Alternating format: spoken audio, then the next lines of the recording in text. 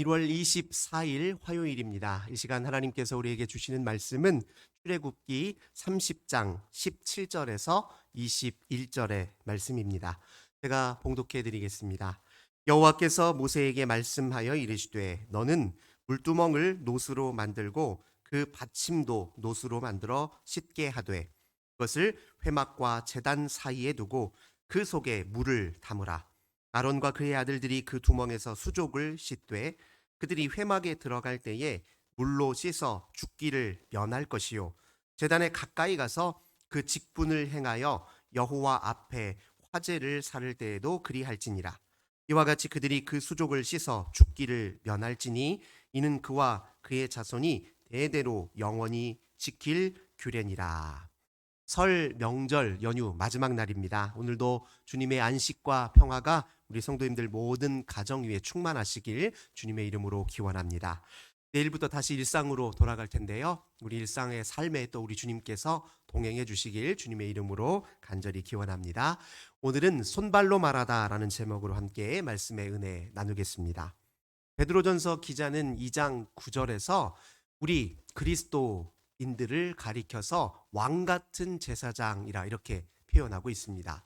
제사장은 구약 성경에서 매우 독특한 위상을 지닌 인물들입니다. 이 제사장들에게는요 중요한 권한과 그리고 책임이 부여되어 있습니다. 이 권한과 책임이라는 것은 늘 한 쌍을 이루고 있다는 사실을 우리가 먼저 기억할 필요가 있습니다. 권한만 생각하고 책임을 등한히 여기면 그 권한을 받은 권한을 주신 하나님의 뜻을 거스리는 일일 것이고요. 그저 책임만 생각하고 권한을 잃어버리는 사람은 그 책임의 무게를 잘 감당하지 못해서 넘어질 때가 많습니다. 그래서 하나님은 항상 쌍으로 우리에게 뭔가를 주십니다. 권한을 주실 때 책임을 함께 부여하십니다. 권한과 책임은 한 쌍입니다. 제사장에게 주어진 이 권한은 무엇이었냐면요. 하나님의 거룩한 임재의 자리인 성소에 출입할 수 있는 권한을 가지고 있었습니다. 일반 이스라엘 백성들은요, 그 성막 안 울타리까지, 번제단이 위치해 있는 울타리 안쪽까지는 들어올 수 있었지만 성소 안에는 출입할 수 없었습니다. 그 성소 안에 분향단 그리고 등불, 떡상 이 모든 것들을 잘 관리하는 역할을 부여받은 게 제사장이잖아요. 근데 그 제사장들이 해야 되는 가장 중요한 핵심 역할은 무엇입니까?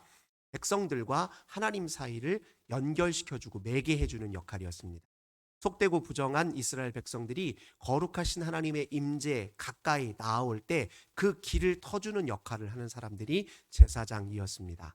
그 역할 때문에 하나님께서 성소에 출입할 수 있는 권한도 부여하신 것이죠. 근데 하나님이 제사장들에게 이런 권한을 부여하실 때는 제사장들이 일반 다른 백성들과는 특별히 다른 존재이기 때문이 아닙니다. 그들은 남다른 뭔가를 지니고 있었기 때문이 아니라 그저 그건 하나님의 주권적인 선택이고 하나님이 어떤 역할을 맡기시려고 책임을 부여하시려고 그들에게 그냥 그런 권한을 주신 것입니다. 그래서 제사장이 가지고 있는 권한 때문에 일반 백성들과 제사장은 그 존재의 위계가 다르다고 여기는 것은 잘못된 생각입니다. 오늘날로 말하자면 목사님이라고 해서 특별한 사람이고 성도님들은 그저 평범하다고 여기는 것은 성서적으로 바른 태도가 아닙니다. 우리 모두는 다 성도입니다. 목사도 성도이고 장로님들도 성도이시고 권사님들도 다 성도이십니다. 성도라는 지칭이 가장 최고의 지칭입니다. 믿는 자들은 하나님 앞에 거룩한 백성들이다. 이것 자체가 우리 모두를 하나님께서 다 동등하게 존귀히 여기셨다는 걸 의미하죠.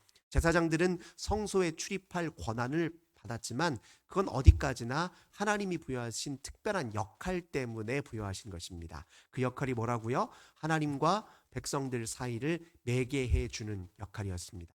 이 역할을 감당하기 위해서는요, 제사장들에게 부여된 책임이 또 있었습니다. 어떤 책임이냐? 백성들을 하나님께로 연결시켜야 되니 자기 자신이 먼저 정결하고 또 누구보다도 거룩해야 했습니다. 제사장들은 역시 일반 백성들처럼 얼마든지 죄 지을 가능성이 있는 사람들이고 때로 속되고 부정한 사람들이죠. 그래서 그들 자신이 먼저 늘 정결한 생활에 더 힘을 써야 했습니다. 백성들처럼 본인 자신들의 정결함을 위해서도 속죄를 위해서도 번제를 드려야 했습니다. 뿐만 아니라 추가적으로 제사장들이 꼭 해야 될 의식이 있었는데요. 그게 오늘 본문에서 이야기하고 있는 내용입니다. 오늘 본문에 보면은 물두멍에 대한 이야기가 등장하는데요. 이 물두멍은 번제단과 성소 사이에 위치해 있는데 제사장들이 성소에 출입할 때는 반드시 이 물두멍에서 손발을 씻어야 했습니다. 손발을 씻고 성소에 들어가야 했는데 만약에 이 과정을 제대로 이행하지 않으면 이제 그들은 죽음에 이르게 될 것이다. 이렇게 무섭게 엄격하게 이 말씀을 오늘 주신 것을 우리가 확인할 수 있습니다. 손발을 물두멍에 물로 씻는다는 것은 정결하게 한 상태로 성소에 출입한다는 걸 의미하기도 하지만 이 제사장들은 특별히 다른 일반 백성들보다 더 경계하는 마음으로 더 주의하는 마음으로 거룩한 삶에 힘써야 된다는 걸 의미합니다. 특별히 이 제사장들은요, 제사를 집례할 때 손발로 하는 거예요. 말로 하는 게 아닙니다. 일반 백성들이 번제물을 희생제물을 가지고 왔을 때 그것을 인계받고 또 그것을 도살하고 가죽을 벗기고 기름을 구별하고 또 고기를 떼어서 기름은 번제단에 사르고 고기는 또 구별하여서 일부는 자기가 먹고 일부는 진영 밖에서 그걸 태워버리는 그 모든 역할들이 손발로 하는 일이에요. 말로 하는 일이 아닙니다. 손발로 주님께 제사를 드리니 그 손발로 행하는 모든 일들이 특별히 더 정결하고 거룩하도록 주의를 기울여야 되는 책무가 제사장들에게 주어져 있습니다. 하나님을 찬미하는 입술로 하나님을 찬미하는 중에 거짓을 섞어 말할 수는 없는 법이잖아요. 그 손발로 하나님과 백성 사이를 매개하는 그 거룩한 일을 참여하는데 그 손발로 죽음의 그림자를 드리울 수는 없는 법입니다. 사람을 해하고 또 폭력을 행사하는 곳에 발을 담글 수 없는 일이고 폭력을 행사하는 그 자리에 손을 쓸 수 없는 노릇 아닙니까? 그 제사장들은 다른 어떤 사람들보다도 더 조심해야 되는 사람들입니다. 오늘날 성직자, 목회자들도 역시 마찬가지죠. 왜 목회자들이 술, 담배를 이제 금합니까? 무엇보다도 우리에게 주어진 목회 사역 때문에 그렇습니다. 예를 들면 우리가 목회자들이 술을 먹고 취해 있는 상황에서 갑자기 성도가 큰 일을 당해서 기도해야 되는 상황이 생겼다고 보십시오. 술 취한 채로 가서 기도해 줄 수는 없는 노릇 아닙니까? 그러니 우리는 우리에게 주어진 그 목회 사역 때문에 그 책임의 무게를 감당하기 위해서 술을 절제하는 것이거든요. 술 취하지 않으려고요. 얘도 마찬가지죠. 우리가 담배를 금하는 이유는 우리가 특별한 사람이고 뭐 무슨 금욕을 위해서 아니면 고행을 위해서가 아닙니다. 우리에게 주어진 목회 사명을 감당하기 위해서 그걸 절제하고 조심하고 경계하는 것이거든요. 우리가 성도님들과 늘 상담하고 성도님들 앞에 기도하는 사람들인데 담배 냄새를 이렇게 풍기면서 성도들 앞에 설 수는 없는 것 아닙니까? 그러니 그 역할 때문에 우리가 더 경계하는 겁니다. 제사장들도 마찬가지입니다. 손발로 일반 백성들과 하나님 사이를 매개하고 연결시켜주는 그 중요한 역할을 하니 그 손발로 하는 행위를 다 조심하는 것입니다. 이 제사장에게 주어져 있는 이 권한과 책임과 역할, 이것이 고스란히 오늘 그리스도인들에게 위임되어 있습니다. 오늘 이 시대의 제사장이 누굽니까? 바로 우리 그리스도인들 아닙니까? 우리에게도 역시 제사장들처럼 권한과 특권이 주어져 있습니다. 성전의 휘장이 예수 그리스도의 십자가 선상에서 찢어졌죠. 주님이 자신의 몸을 내어서 우리로 하여금 하나님의 거룩한 임재의 자리로 누구나 다 자유롭게 드나들 수 있도록 길을 활짝 열어주셨습니다. 우리가 하나님 앞에 나아갈 때 더 이상 우리 앞길에 놓여있는 장애들은 없어요. 그 모든 장애물들은 다 제거되었습니다. 우리가 마음만 먹으면 얼마든지 주님께로 가까이 나아갈 수 있는 것이죠. 우리에게 주어진 특권입니다. 요한복음 1장 12절에서는 이런 특권을 이렇게 표현하고 있어요. 영접하는 자, 곧 그 이름을 믿는 자는 하나님의 자녀가 되는 권세를 주셨으니 우리는 이 시대의 제사장으로서 하나님께서 이런 특권과 권세를 주셨습니다. 하나님의 자녀로서의 자부심을 갖고 하나님을 아빠, 아버지라고 부를 수 있는 아주 특별한 은혜를 우리에게 부어 주셨죠. 그런데 이 권한과 특권과 은혜는 동시에 책임과 역할을 겸하여 쌍으로 주어진 것이라는 사실 우리가 기억해야 하지 않겠습니까? 우리 예수님께서 승천하시기 직전에 제자들에게 뭐라고 말씀하셨습니까? 하늘과 땅의 권사를 너희에게 주노니 너희는 아버지와 아들과 성령의 이름으로 세례를 주고 내가 너희에게 가르쳐 분부한 모든 것을 사람들로 하여금 가르쳐 지키게 하라 이렇게 명하셨잖아요. 그러니 하나님께서는 우리에게 그 구원의 은혜만 주셨을 뿐만 아니라 역할과 책임을 부여하셨습니다. 우리도 과거의 제사장들처럼 이 세상에서 이 세상과 하나님을 연결시켜주는 제사장의 역할을 해야 됩니다. 우리가 곧 하나님의 살아계심의 증언이 되어야 되고, 우리가 하나님의 살아계심을 우리의 삶을 통해 이 세상에 보여주고, 그들 역시 하나님의 나라에 초대하고 그 나라의 일원이 될 수 있도록 힘써야 되는 것이 우리에게 주어진 역할입니다. 그런데 그 역할을 무엇으로 행하시렵니까? 제사장이 역할을 감당할 때 손발로 그 일을 했잖아요. 우리 역시 마찬가지입니다.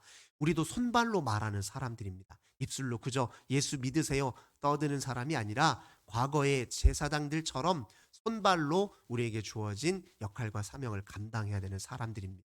그러니 우리가 세상을 사는 동안에 우리가 손발로 행하는 일이 구별되도록, 이 세상 사람들과 구별되도록 힘써야 하지 않겠습니까?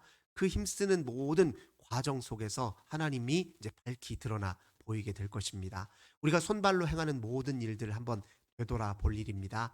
우리가 모든 면에서 완벽할 수는 없겠지요. 하지만 경계할 수 있고 주의할 수는 있습니다. 적어도 생명을 살리는 일에 더 힘쓸 수 있고, 또 사람을 해하고 괴롭게 하고 또 폭력을 행사하고 사람을 아프게 하는 일에는 우리가 경계하여서 합류하지 않고 타협하지 않고 거기에 나도 모르게 빠져들지 않도록 우리 스스로를 잘 경계할 수 있는 것은 아닙니까? 올 한 해 우리가 손발로 행하는 모든 일들이 주님께 영광이 되어야 하지 않겠습니까? 그것이 우리에게 하나님이 은혜로 먼저 우리를 주님을 알게 하시고 또 주님을 믿게 하신 은혜로 주신 이유 아니겠습니까? 이렇게 하나님의 은혜와 역할과 책임이 이렇게 쌍으로 주어져 있는데, 그러면 어떤 분들은 이렇게 얘기할 수 있을 거예요. 차라리 그 역할과 책임이 너무 무겁습니다. 그냥 세상 사람들처럼 같이 함께 유행 따라 그들과 어울려 사는 것이 편할진데 꼭 그렇게 구별되어 살아야 됩니까? 차라리 이 책임 벗어버렸으면 좋겠습니다 하는 분들이 있을지 모르겠습니다. 그 불가능한 일입니다. 한번 하나님을 알고 하나님께 붙들리면 그 역할을 도저히 거스를 수 없게 되게 되어 있습니다. 하나님을 한번 알고 아버지로 알았는데 어떻게 모른 척하며 살 수 있겠습니까? 하나님과 한번 관계가 형성이 됐는데 어떻게 단번에 그 관계를 끊을 수 있습니까? 그 불가능한 일입니다. 우리가 주님을 믿고 의지하면요, 우리 안에 그리스도의 영이 내주하십니다. 우리로 하여금 끊임없이 주님께로 다시 돌아오도록 종용하세요. 우리가 또 주님을 잊고 벗어나려고 스스로 아무리 애를 쓰더라도 하나님은 어찌된 영분인지 우리가 다시 주님 자리로 오도록 끊임없이 우리를 붙들어 매시는 분이거든요. 이것은 이제 칼빈 선생님은 이런 것을 뭐라고 얘기하냐면 성령의 견인이라고 얘기합니다. 한번 우리가 주님을 믿고 하나님을 아버지로 그렇게 모시고 사는 순간 성령이 우리를 안에 내주하셔서 우리를 완성으로 끊임없이 이끌어 가신다, 견인해 가신다. 이게 성령의 내적 견인입니다. 그렇게 한번 하나님께 붙들려 매이면요, 벗어나기 어렵습니다.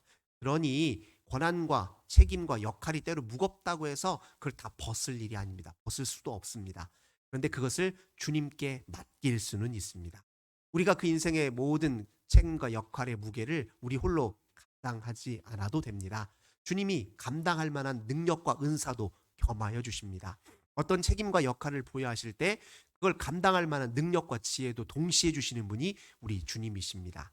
그래서 성령의 은사라는 것이 그래서 주어지는 것이죠. 우리에게 주어진 모든 사명들 우리 힘으로 감당할 것이 아니라 성령의 힘으로, 성령의 은사로 감당하도록 주님이 우리를 도우신다. 성경은 그렇게 약속하고 계십니다. 사실 우리가 마음이 없어서 그렇지 주님이 우리에게 주님 성품 담도록 인도하시고 주님께서 새 마음 주시면요, 사실 우리가 힘들다 어렵다는 모든 일들이 훨씬 더 감당하기 쉬워집니다. 긍휼의 마음이 없어서 그렇죠. 주님이 우리에게 긍휼의 마음을 한번 부어주신다고 생각해 보세요. 그럼 어려움 당한 이웃들 절로 도울 수밖에 없습니다.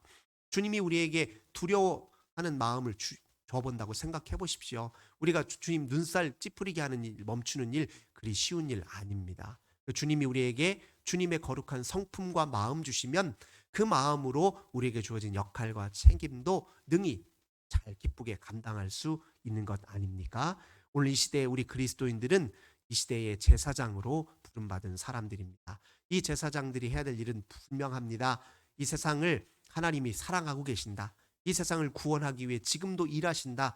이것을 증언하고 보여주기 위해서 손발로 하는 모든 일들이 하나님 앞에 거룩하게 또 덕스럽게 또 그리고 생명을 살리는 일에 그렇게 힘써야 될 것입니다. 이 복된 삶에 온전히 참여하시는 저 우리 모든 성도님들 되시길 주님의 이름으로 간절히 기원합니다.